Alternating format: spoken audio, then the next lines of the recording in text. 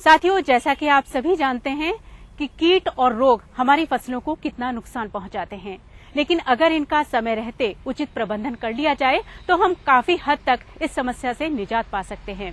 लेकिन वो उपाय कौन कौन से हैं, यही सब कुछ जानेंगे हम अपने आज के इस कार्यक्रम में। इस कार्यक्रम में आज हम आपको बताएंगे कि रबी फसलों में कीट रोग प्रबंधन कैसे किया जाए, और इसकी जानकारी देने के लिए आज हमारे साथ हैं हमारे विशेषज्ञ श्री एलन कुमावत साहब, जो संयुक्त निदेशक कृषि हैं।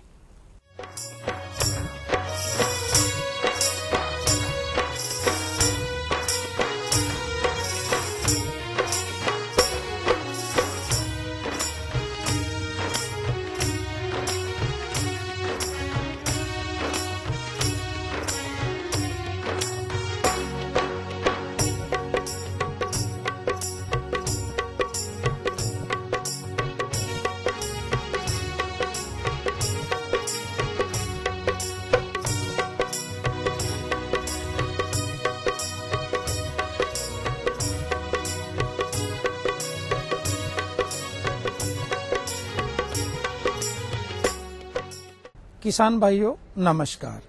आप खेतों में फसलें उगाते हैं, अच्छा बीज काम में लेते हैं, अच्छा खाद काम में लेते हैं, अच्छी कृषि विधियां अपनाते हैं और इससे आपका प्रयास रहता है कि आपको अच्छा कृषि उत्पादन मिले। अच्छा कृषि उत्पादन लेने के प्रयासों में हमें कई विपरीत परिस्थितियों का सामना भी करना पड़ता है। खास तौर से आपकी अच्छी फसल खेत में लहला रही होती है, लेकिन उसमें जाने अनजाने में कीट और रोग का प्रकोप कभी भी किसी भी समय हो सकता है। रबी फसलों में कीट रोग प्रबंधन करके हम फसलों का उत्पादन अच्छा ले सकते हैं और अच्छी आमदनी प्राप्त कर सकते हैं। इस बार रबी फसलों में बरसात आने से, मावठ आने से अच्छा बढ़वार हुई है और इस अच्छी बढ़वार का हमें फायदा लेना है। आपको विशेष तौर से इस मौसम में जो फसलों पर लगने वाले कीट और बीमारियां हैं, उनसे फसलों का बचाव करना चाहिए ताकि फसल का उत्पादन अच्छा हो सके। मैं आपको इस वक्त गेहूं की फसल के बारे में बताना चाहूंगा कि गेहूं की फसल खेतों में अच्छी खड़ी है, बढ़वार अच्छी है, लेकिन इस वक्त गेहूं की फसल में दीमक का प्रकोप कई जगहों पर शुरू हो गया है।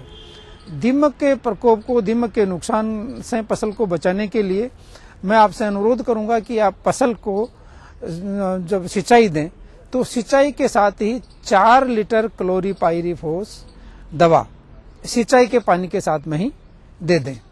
इससे गेहूं की फसल में जो दीमक का प्रकोप होगा वो नियंत्रित हो जाएगा। क्योंकि दीमक के लिए हम पहले बीजोपचार करते हैं, लेकिन बीजोपचार करने के बाद भी जो जिस दवाई का इस्तेमाल करते हैं उसका असर 40-45 दिन बाद में कम होना शुरू हो जाता है। तो खड़ी फसल में जनवरी और फरवरी और मार्च तक दीमक के प्रकोप की काफी प्रबल संभावनाएं रहती है। अतः आप सिंचाई के पानी के साथ में 4 लीटर क्लोरीपाइरीफॉस 20 सीसी दवा का इस्तेमाल करके गेहूं की फसल को दीमक से बचा सकते हैं।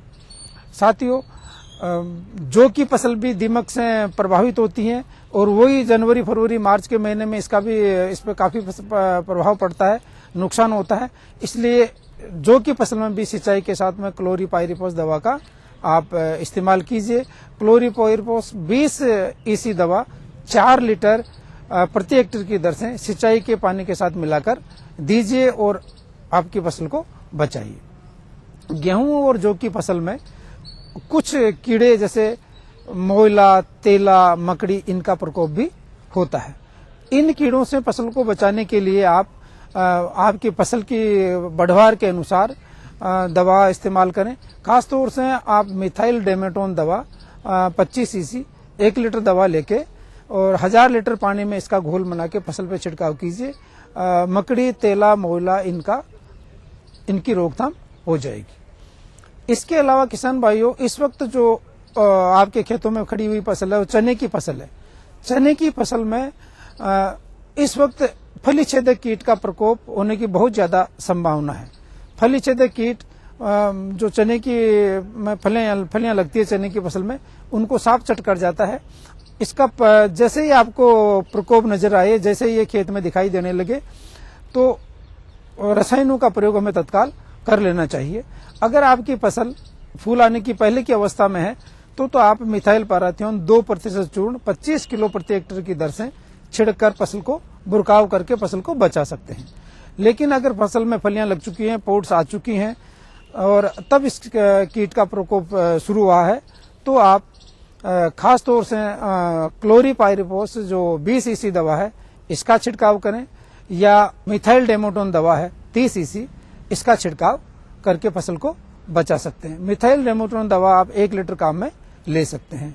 आवश्यकता अनुसार मान फसल पर अगर नियंत्रण कीट का अपन नहीं कर पाते हैं तो दूसरा छिड़काव हम एसीफेट 75 एसपी दवा का भी कर सकते हैं। एसीफेट दवा का 500 ग्राम दवा का घोल बनाकर फसल पर छिड़काव करना चाहिए। इससे फसल का इस कीट से बचाव हो जाएगा और अब आप अच्छा उत्पादन ले सकते हैं। किसान भाइयों, इसके अलावा आपके पास में हमारे पास में खेतों में इस वक्त सरसों की फसल भी खड़ी है। सरसों की फसल में तेला, मोइला, चेपा इन कीटों का प्रकोप रहता है। तो शुरू की अवस्था में फूल आने से पहले तो हम मिथाइल पाराथियोन 2% चूर्ण 20 से 25 किलो प्रति हेक्टेयर की दर से बुरकाव करके फसल को हम इन कीटों के नुकसान से बचा सकते हैं।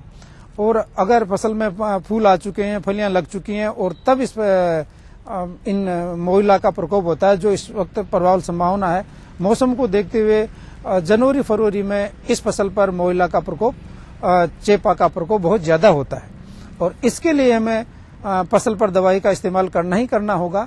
इसके लिए फास्मेमिडोन दवा 85 WSC वाली की 300 मिलीलीटर दवा का हम 1000 लीटर पानी में घोल मिला के फसल पे छिड़काव करके फसल को बचा सकते हैं। इसके अलावा सरसों की फसल में रोग की भी प्रबल संभावना रहती है। सफेद रोली, झुलसा, तुलसीता, इन बीमारियों का भी प्रकोप सरसों की फसल में पाया जाता है। इन रोगों से फसल को बचाने के लिए मैं आपसे अनुरोध करूंगा कि आप मैनकोजेब 2 किलो प्रति हेक्टेयर की दर से या जाइनेब 2.5 किलो प्रति हेक्टेयर की दर से पानी में घोल मिलाकर फसल पर अच्छा छिड़काव करें और फसल पर अच्छा छिड़काव करके इन बीमारियों की रोकथाम करें। और अगर जरूरत पड़े तो 15-20 दिन के अंतराल में दूसरा छिड़काव करके इस फसल को आप बचाएं और इन रोगों से फसल को मुक्ति दिलाएं। साथियों, इस वक्त कीट और बीमारियों के अलावा जो फसलों को नुकसान करने वाला पेस्ट है वो है हमारे चूहा।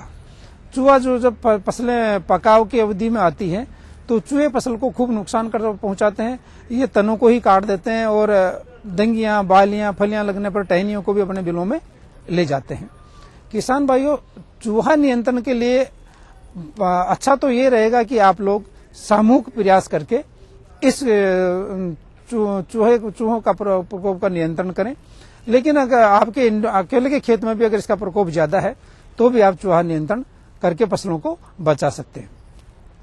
इस वक्त आपको ये देखना पड़ेगा कि आपकी खड़ी फसल में चूहों के बिल होंगे। जहां चूहों के बिल पाए जाते हैं वहां आप एक बार निरीक्षण करके इन बिलों को देखें और एक बार इनको बंद कर दें। साईं के समय इन बिलों को बंद कर दें, मिट्टी से ही बंद कर दें और दूसरे दिन फिर जब आप सुबह के समय आप इनका एक बार पुनः निरीक्षण करें और जो बिल खुले पाए जाएं उनको देख लें तो उनमें आपको अपने को ये पता चल जाएगा कि इन बिलों में चूहे रह रहे हैं, ये मतलब इनमें चूहे रह रहे हैं और ये चूहे ही नुकसान पहुंचा रहे हैं। तो इन बिलों में फिर आप चूहों को खिलाने का विषहीन चुग्गा डालें। विषहीन चुग्गा आप आटे से, सरसों, मूंगफली के तेल से, तिल के तेल से तैयार कर सकते हैं और छोटी छोटी 5-6 ग्राम की गोलियां बना के बिलों में डाल सकते हैं और 2-3 दिन तक इन बिलों को आप इस तरह से ये विषहीन चुग्गा डालते रहें ताकि चूहों में ये चुग्गा खाने की आदत पड़ जाए। फिर 2 या 3 दिन के बाद में बिलों में आप विष वाला चुग्गा डालें। विष वाला चुग्गा हम तैयार कर सकते हैं। 1 भाग जिंक फास्फेट दवा लीजिए, 47 भाग आटा लीजिए और बाकी 2 भाग ये तेल लीजिएगा और मूंगफली का भी तेल ले सकते हैं और तिल का भी तेल हम ले सकते हैं। इससे ये 6-6 ग्राम की गोलियां बना लें और साईं के समय जब 2-3 दिन तक हमने विषहीन चुग्गा खिला चुके हों तो फिर ये विष वाला चुग्गा हम इन बिलों में डाल दें। तो चूहे जो है विष वाले चूहे को खा के मर जाएंगे और दूसरे दिन इन मरे हुए चूहों को आप उठाकर जमीन में गाड़ दें और इस तरह से आप जो फसल है उसका इन चूहों से बचाव कर सकते हैं। किसान भाइयों, कीट रोग के साथ ही मैं आपसे ये भी अनुरोध करूंगा कि इस वक्त ठंड का मौसम है, इसलिए पाले से भी फसलों का बचाव करें। और पाले से फसलों के बचाव के लिए ये है कि जब आपको अंदेशा हो, जब आपको आभास हो कि फसलों पे पाले की संभावना है, तो आप 0.1% गंधक के तेजाब का छिड़काव फसलों पर कर दें। ये 15-20 दिन तक फसल का पाले से बचाव करेगा। किसान भाइयों, फसलों का कीट रोग बीमारी और पाले से बचाव करके आप अच्छा उत्पादन ले सकते हैं और अच्छा उत्पादन के साथ ही अच्छी आमदनी ले सकते हैं।